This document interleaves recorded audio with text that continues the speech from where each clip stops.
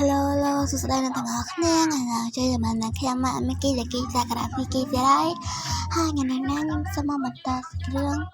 មានsorryអ្នកខ្លះបន្តសេចក្តីអមែនដល់សំអារណាអមែនអត់មកសម្រាប់ទេហើយអមែនមកជាចង់សម្រាប់រឿងនោះហើយអមែនចង់សម្រាប់រឿង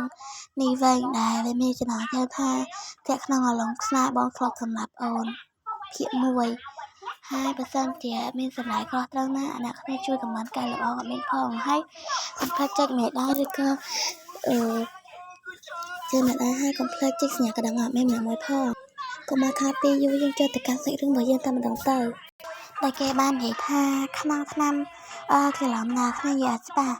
ក្នុងឆ្នាំទី10ស៊ូភីនីទីហ៊ានរបស់ GE បានទៅដល់រាជធានីយ៉ាវប្រជាអធិរាជយ៉ាវបានរត់គេចខ្លួនហើយបានបបង់ចោលអ្វីៗទាំងអស់ហ្នឹងហើយអ្នកគ្នាជប់សិនអត់មានសូមនិយាយបញ្ជាក់ហើយបើសិនជាកន្លែងណាខ្លះមានបកប្រែទៅវាខុសឆ្គងតិចតួចចឹងអ្នកគ្នាជួយឲ្យកម្លាំងកែលម្អមានផងតែឡើយទៅបន្តសាច់រឿងរបស់យើងហើយយើងឃើញថាមានទាហាននឹងច្រើនកំពុងតែធ្វើសឹកសង្គ្រាមហើយយើងលើសំឡេងមានបារម្ភម្នាក់នៅសល់តែយ៉ាវយូម្នាក់គត់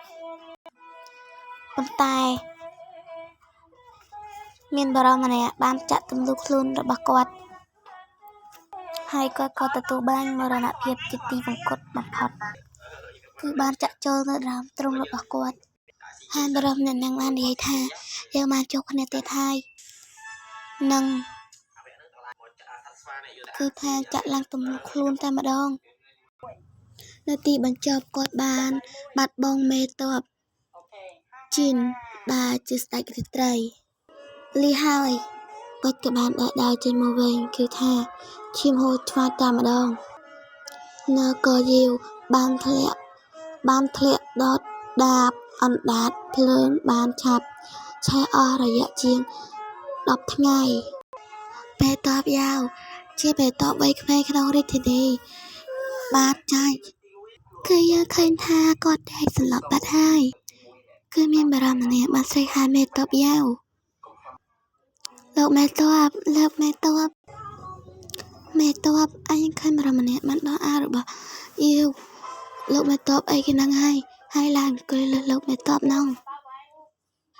តែម្ដងមិនដឹងថាពួកគេកំពុងធ្វើអីទេអតីតមេតបនគរយ៉ាវគឺយាវយូមកទៅយើងស្គាល់ឈ្មោះរបស់យាវយូហើយមុខគាត់ឡើងក្រហមឡើងអៀនយាវយូបានគិតក្នុងចិត្តថាប្រសិនបើលោកចង់ឲ្យមនុស្សប្រុសធ្វើតាមតម្រូវការរបស់លោកដំបូងបង្អស់ការមើលរបស់លោកត្រូវមានភាពទន់ភ្លន់និងទាក់ទាញមកទៅពេលនេះគេថាលោកមេតបយាវយីហ្នឹងគឺគាត់បានលៀនដាតហើយពេលហ្នឹងគឺថាបារាដាអង្គុយលើគេហ្នឹងគាត់បាននិយាយថាសម្លឹងហើយបាននិយាយថាចង្កេះរបស់លោកត្រូវតែទន់ដូចពស់ចាយចង់ជាមួយពួកគេលេងសើចនឹងពួកគេហើយទុកឲ្យ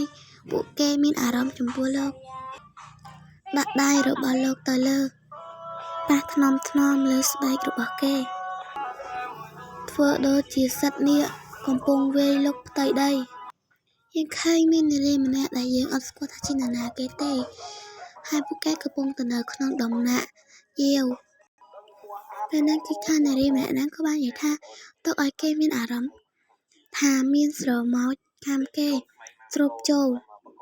គឺយើងឃើញថានារីម្នាក់ហ្នឹងគឺគាត់ពាក់អាវស៊ីខ្លាំងមែនតើ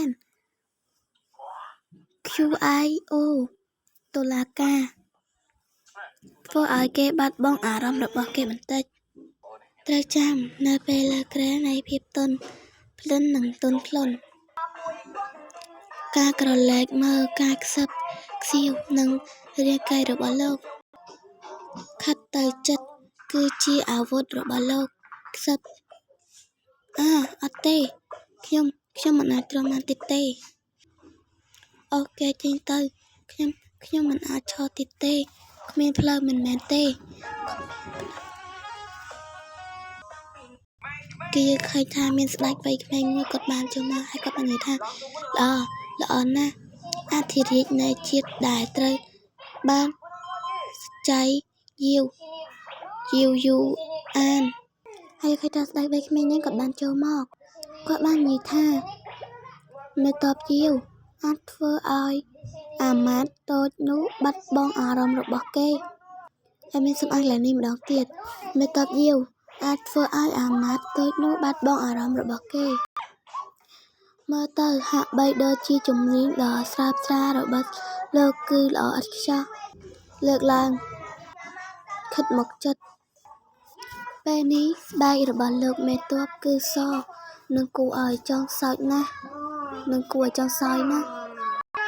មេតបដែលដឹកនាំទាហានរាប់ពាន់នាក់ក្នុងសមរភូមិពេលនេះគ្មានទៀតទេជំនាញរបស់ពួកយើងក្នុងការផ្លាស់ប្ដូរនិងការរៀបចំរូបរាងបានធ្វើឲ្យសក្តិសមនៃកេរ្តិ៍ឈ្មោះរបស់គេសូម្បីមេបនកំពូលនៃមេខ្យល់ក៏មិនអាចប្រៀបធៀបទៅនឹងរបៀបដែលពួកយើងមើលទៅមេតបឥឡូវនេះដែរលោកមេតបគឺអស្ចារ្យណាស់នៅលើសមរភូមិសូម្បីតែថ្ងៃនេះគាត់នៅតែមិនអាចទ្រាំទ្របាននៅលើគ្រែស្ដេចរាត្រីនៃជីងនៃចានច្រឡំញ៉ាំគ្នាត្រូវបានតាក់ទាញដោយមនុស្សប្រុសមេតបយ៉ាវនិងជំនួសកូនប្រុសពីគ្រួសារអ៊ីហើយរៀបការនៅក្នុងវិមានរាត្រីពីការបញ្ចេញមតិបែបចែចង់មេតបយ៉ាវអាចប្រកាសបានថាការធ្វើឃាតស្ដេចរាត្រីនឹងទទួលបានជោគជ័យព្រះអង្គម្ចាស់ជីវិតតម្កល់លើត្បូងទូលបង្គំមានស្ដេចក្តីប្រាថ្នាតែមួយគាត់និយាយពេលហ្នឹងគឺថាស្ដេចហ្នឹងក៏បាននិយាយថាគាត់និយាយបែបនេះយើងមិនអាចផ្ដល់ឲ្យលោកតាមបំណងប្រាថ្នាជាច្រើនដែលលោកចង់បានមិនគិតពីចំនួនលោកមេតប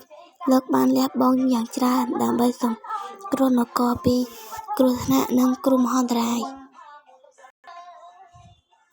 ទូលបង្គំចង់បានអណ្ដាតរបស់មន្ត្រីចាស់ទាំងនោះ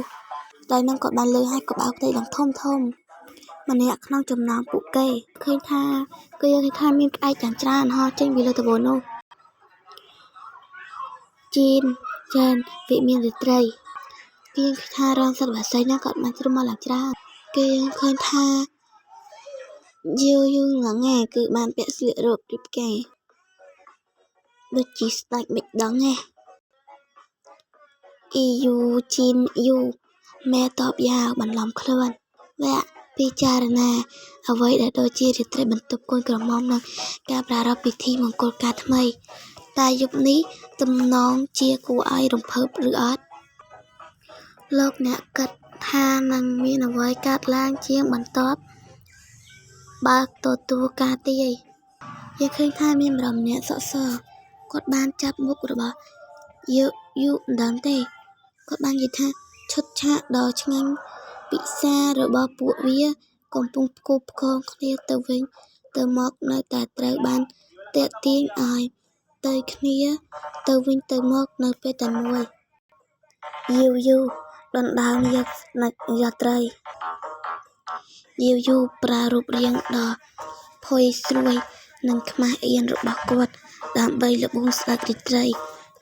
ឲ្យខ្លាចទៅជាមនុស្សចំនួនថ្មីនៃទីសម្រស់ដែលនាំសំណាងអាក្រក់ដល់នគរស្ដេចរាត្រីរកឃើញអត្តសញ្ញាណពិតរបស់យូនិងរំលោភយូដោយហិង្សាបំពេញបន្ថែមខ្លួនឯងនៅថ្ងៃណាគ្នាសេរីរបស់យើងមានតែប៉ុណ្ណឹងទេចាត្រឹមហ្នឹងបាយ